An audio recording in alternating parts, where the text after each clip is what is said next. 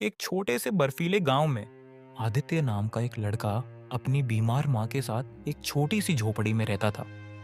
उसके पास कोई सुख सुविधा नहीं थी, लेकिन वह हर दिन अपनी माँ की देखभाल करता और मेहनत मशक्कत से गांव वालों की मदद करता। इस क्रिसमस उसकी सबसे बड़ी इच्छा सिर्फ एक थी, उसकी माँ का ठीक होना। क्रिसमस की रात थी और गांव में हर कोई उत्सव मना रहा था। घरों में दीप जल रहे थे, लोग खुशियां मना रहे थे। लेकिन आदित्य अपने माँ के बिस्तर के पास, उसका दिल भर आया, लेकिन वह खुद को तसल्ली देता रहा, यह सोचकर कि शायद इस साल उसकी माँ के लिए कुछ अच्छा होगा। तभी जैसे ही घड़ी की सुइयां 12 बजने को आईं, अचानक चिमनी से एक हल्की सी आवाज आई।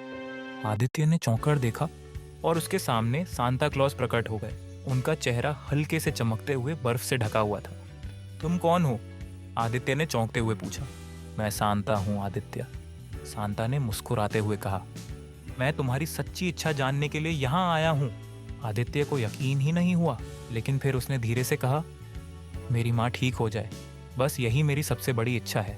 सांता ने उसकी बात सुनी और कहा, तुम एक अच्छे दिल वाले लड़के हो, लेकिन हर इच्छा के साथ एक परीक्षा होती है। मैं तुम्हें एक और विकल्प दूंगा। तुम अपनी इच्छा पूरी करने के बदले कुछ और भी मांग सकते हो।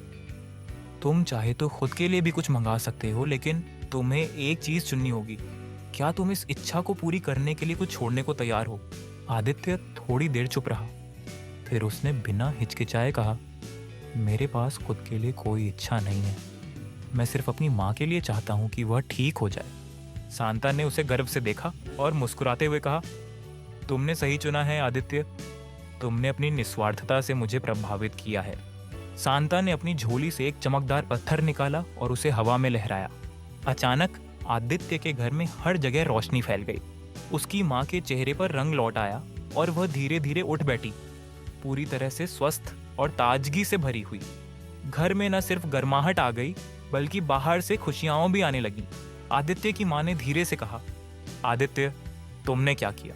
आदित्य ने मुस्कुराते हुए कहा, माँ, अब आप ठीक हो जाएंगी और अब हम कभी अकेले नहीं होंगे। मैं जानता था कि अगर मैं अपना दिल सही जगह रखूंगा तो सब ठीक हो जाएगा।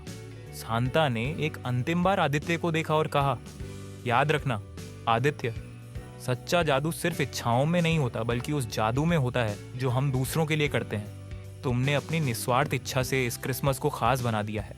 इसके बाद सांता धीरे धीरे रात के अंधेरे में गायब हो गए। आदित्य और उसकी माँ उस रात को कभी नहीं भूल पाए। आदित्य ने जाना कि सच्ची खुशी कभी निस्वार्थता और प्रेम में ही मिलती है, और यही वो जादू था जो उसने इस क्रिसमस पर पाया। और हर साल आदित्य अपने गांव में ये कहानी सुनाता कि कैसे एक लड़के ने अपनी सबसे बड़ी इच्छा त्याग दी और इसके बदले एक अद्भुत क्रिसमस का तोहफा पाया। ऐसे और वीडियो देखने के लिए लाइक बटन दबाएं, देव वेद स्टोरीज को सब्सक्राइब करें और बाकी वीडियो भी जरूर देखें।